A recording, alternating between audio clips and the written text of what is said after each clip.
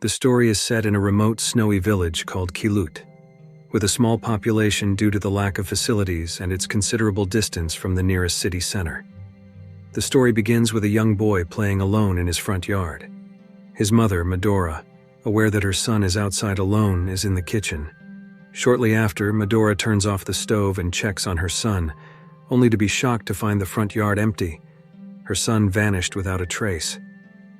Confused and having searched to no avail, Medora writes to a middle-aged man named Russell Core, a writer and wolf expert who has studied wolf behavior and life, which he has turned into a book. After receiving Medora's letter, which explains that her son has been missing for days and is presumed to have been taken by wolves, Core is her last hope. If he cannot save her son, at least he could hunt down the wolves to avenge Medora. Upon reading the letter, Core heads to the secluded area where Medora lives. There, Medora, in despair, recounts her exhaustive search for her son and pleads with Core to bring the wolves to her so she can kill them herself. Core also asks if her husband, a soldier deployed overseas, has been informed about their son's disappearance. Medora replies that he might already know. In a strange turn of events one night, Core wakes up to the sound of Medora bathing, an odd choice given the freezing weather. He then sees Medora, naked and wearing a wolf mask, approaching him and guiding his hand to her throat as if asking him to strangle her.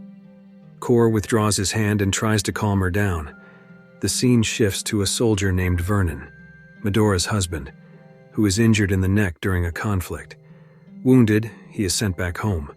The story returns to Core, who is about to begin his hunt in the snowy darkness. He encounters an old woman by a fire who claims Medora is a demon and advises Core to return home, suggesting that Medora is the demon and the old woman might be the village shaman. Core, not understanding what the old woman was talking about, continued on his way, ignoring her words as he was determined to help Medora.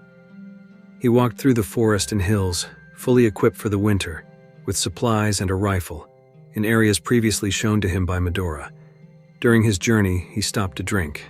Afterward, he resumed his walk and soon found a small cave. Core checked it immediately, hoping to find the pack of wolves hiding there. Inside, he found nothing but a small pond. He then continued on his way. Not long after, he heard the howling of wolves in the distance. Seizing the opportunity, Core tried to imitate the howl, hoping to get a response from the pack. Indeed, the wolves howled back, and Core moved towards the source of the sound. From a distance, he saw 4 wolves feasting on a pup from their own pack, a behavior common for survival when food is scarce. Unfortunately, as Core tried to approach the pack, he slipped, alerting the wolves to his presence. The wolves ran towards Core, and to make matters worse, his rifle fell. Realizing the danger, Core managed to retrieve his rifle and aimed it at the pack. With his target in sight, he was about to pull the trigger when, for some reason, he decided against it and walked back to Medora's house. Upon arriving at Medora's house, Core placed his equipment down and warmed himself by the fireplace. While calling out for Medora, he searched every room but could not find her. Unexpectedly, instead of finding Medora, Core discovered a large plastic bundle containing the body of a small child, which turned out to be the corpse of Medora's son, who had been reported missing. Upon this discovery, he ran outside to inform the nearby residents about what he had found. At that moment, Core encountered the old woman who had spoken to him earlier that day. Core wanted to ask about her earlier words, but given the current situation, he chose to take care of the body he had found. Core then re-entered the house and found the local community gathered there, praying or speaking in an unknown language. Shortly after they left, and the police arrived, as is typical in cases involving the discovery of a body, Core was designated as a witness. He handed over evidence in the form of a letter he had received at the beginning of the story, in which Medora had asked for his help in hunting the wolves that kidnapped her son. Core also suspected that Medora herself might have been involved, given the strangulation marks on the child's neck, and the fact that Medora's belongings were packed and her car was gone, as if she had planned to flee. After giving his statement, Core was escorted home by the police that night, and before leaving, Police Inspector Donald Merriam requested to meet with Core again in 2 days for further statements. Core agreed and received paper to write his statement. The next day, Vernon, who had arrived in his hometown, was picked up by a neighbor named Cheon. Upon arrival, there were Core, 2 police officers, and Donald Merriam. Donald recounted the chronology of the discovery of his son's body and introduced Vernon to Core in case they wanted to talk, as Core was the first to find the body. The story continues with Vernon, a veteran, given the opportunity to see his son for the last time in the morgue. Vernon is devastated by the sight of his lifeless child. Afterward, they exit the morgue through the back door and meet in the parking lot. Police Chief Donald Merriam expresses his condolences and promises to resolve the issue soon, then takes his leave. Meanwhile, Russell, Core, and Donald part ways, leaving 2 police officers still conversing with Vernon. Suddenly, Vernon pulls out a gun and shoots both officers. He then enlists Cheon, his neighbor, to retrieve his son's body and bury it themselves. After digging the grave, Vernon injures his hand and uses the blood to paint strange symbols on his son's coffin. After burying his son, Vernon returns home, appearing to plan something while arming himself with numerous weapons. Before leaving the village, Vernon visits his neighbor old woman's house and listens to her stories. Shortly after, he kills the old woman and leaves the village. The next morning, Core is on the phone with his daughter. He then hangs up and continues to write a statement about the body found the previous day. While writing, Core remembers the words of the old woman in the village. Core tries to contact Donald, but Donald is busy processing the crime scene where Vernon shot 2 officers. Donald also learns that Vernon has taken his son's body. Meanwhile, Core, recalling the old woman's words, rushes back to the village to inquire what she knew. However, upon arrival, Core finds the old woman dead with her throat slit. Donald arrives with some of his men, intending to question Cheon as the last person to see Vernon. Cheon, who despises the police because his daughter was the first missing child case and has not been found to this day, refuses to give a statement and closes his door. Donald leaves, but shortly after, Cheon opens a second-floor window and shoots at all the police officers with an automatic rifle. Meanwhile, Core, who has not yet reported the discovery of the old woman's body to Donald, panics and takes cover under a police car.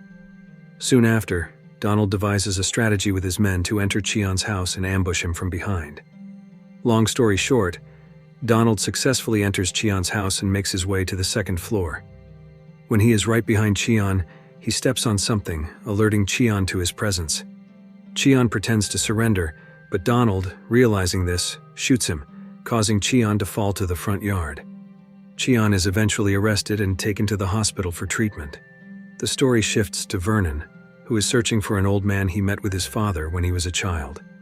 He asks the owner of a local inn about the old man's whereabouts. The owner informs Vernon of the old man's location.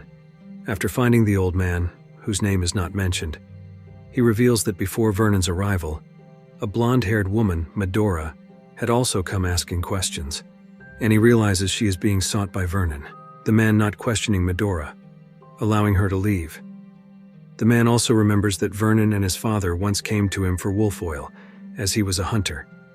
When asked what the wolf oil was for, Vernon's father said the village shaman claimed Vernon was an unnatural child and the wolf oil could cure him. Before Vernon left, the man remembered that Medora had also left several wolf masks there. Vernon looked at the masks and put one on. Wearing the mask, Vernon seemed a bit possessed and shot the man 3 times before leaving. As Vernon was about to get into his car, the old lady innkeeper came out with a rifle. Startled, Vernon quickly got into his car and sped away, trying to escape the area. However, while trying to flee, Vernon was shot in the shoulder. After leaving, Vernon went to a friend's house for treatment.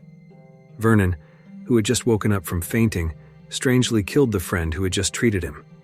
The story shifts to Donald Merriam and Russell Core discussing the case they are facing. Core also talks about the old woman, whom he found in the village the day before.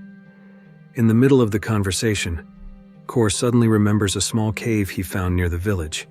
He shows Donald the location of the cave on a map because Core believes the suspects are behaving strangely, as if following a cult or false teachings. After showing the map, Core and Donald set off for the cave in Donald's small plane. Once they arrive, they walk and find wolf tracks. While Core observes the tracks and surroundings, feeling something odd, he spots Vernon, the wolf-masked man, through his binoculars. Vernon shoots an arrow through Donald's neck, killing him instantly. After that incident, Cor takes Donald's rifle and enters the cave alone. Inside, he finds Medora. Cor tells her that Vernon has been looking for her and that she must leave. Soon after, Vernon appears and shoots another arrow at Cor. Vernon, still appearing strange, approaches Medora and begins to strangle her. When Medora removes her mask, Vernon returns to normal. After regaining his senses, Vernon removes the arrow from Cor's chest and leaves him lying in the cave, forcing Cor to exit alone in search of help. Cor stumbles out of the cave with a chest wound, trying his best to reach the village. However, he collapses on the way and later regains consciousness to find himself being dragged on a snowmobile. When Cor fully awakes, he is being cared for in a hut by some villagers. Meanwhile, Vernon is digging up his son's grave, accompanied by his wife, Medora. After they finish, they pull their son's coffin, unsure where they will take it. Suddenly, Cor wakes up and finds himself in a hospital, and the film ends. If you like this video, don't forget to subscribe, because by subscribing you have supported me to make better videos. See you in the next video.